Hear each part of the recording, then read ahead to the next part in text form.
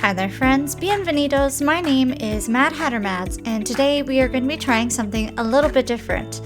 So many of you who use cell phones have apps. Many of these apps feature ads for games and they try to catch your attention in various ways, including but not limited to interesting or unique gameplay, shock factor, drama, grand adventures, stories, promises of riches, and good old sexual innuendos. However, as many of you know, these ads can be very deceiving, and sometimes the gameplay or elements featured in the ad have little to do with the actual gameplay. Sometimes what's shown in the ads is even completely misleading and false. So today we're going to be asking the question, is this mobile game the one that's advertised? The game we'll be looking at today is called Royal Match. According to the ads, Royal Match is a game where you have to save the king from a perilous fate by making matches of these brightly colored shapes. The ways you can die can vary from being smashed and impaled to disintegrating in acid spewed from a snowman's frightening mouth. There's also a few ads that show fake interviewers coming up to people who end up promoting the product. I did notice that one of the ads said that the game itself has no ads, so let's see if that's true. It also says it doesn't need Wi-Fi to work, and that it's free to play. Now, free to play doesn't necessarily mean that it isn't pay to win, so we'll have to see there. Other interviews also highlight the smooth graphics and animations. According to all these ads, we'll be ranking the accuracy of the ads to gameplay using these factors. Is it actually free? Like, as in, can you win the game without paying for extra lives or anything else? Is the gameplay in the ad the same gameplay in the actual video game? Does it actually have smooth graphics and animation as stated in the ads? Are there ads within the game itself? Does the game need Wi-Fi to work? Are there any additional elements not highlighted in the previews, like grinding levels, for example? And how well does it actually hold my attention? How addictive is it actually?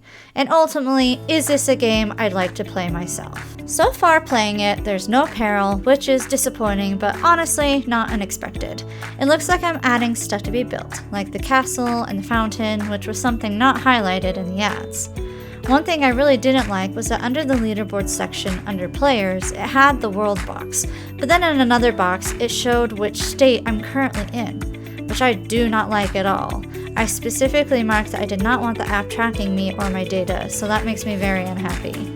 Some of the power-ups in this game as well kind of reminded me of Candy Crush, particularly the spinny ball thing that selected certain colors. Now, I know that's a common element in many of these games, but I thought I'd just point it out. Honestly, I kind of think the main thing with this game is you match the pieces and then you win stars that you can then use to buy stuff to improve your castle. It seems really basic and kind of boring, to be honest. It's not really engaging at all, personally for me. I think it's really just a mind melter, like something to do when you're bored. It's not very stimulating and kind of just a waste of time, to be honest.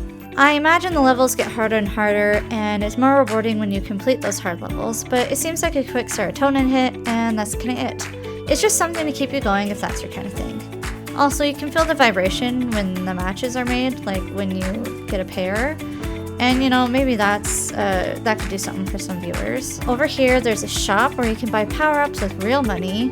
So I guess if you're desperate enough to finish a level, like say if a little kid is playing this game, they'd be susceptible to this kind of temptation. I have won a few thousand coins. I discovered the coins are to buy extra lives when you run out of moves. I do think it's a little deceiving that when you click on the coins though, it takes you to a store where you can spend actual money. I could see a kid accidentally buying something.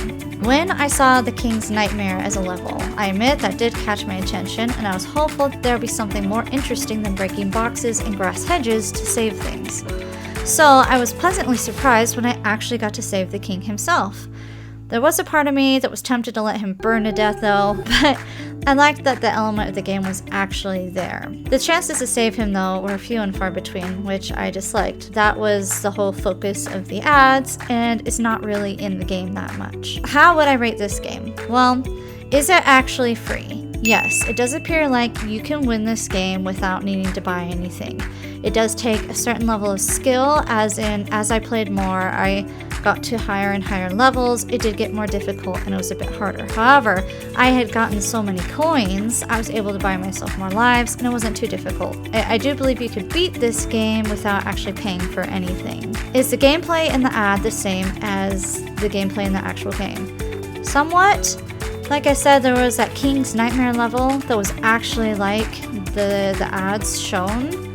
However, the majority of the game is just a matching game. So it's not really what is featured. A little bit, but not really. Does it actually have smooth graphics and animations? Yes, it seemed like the quality that was shown in the ad is the same quality that was found in the gameplay. Are there ads? I played nearly 40 levels and there were no ads.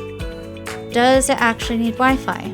I actually put the game on airplane mode myself and it worked totally fine, so that aspect was true.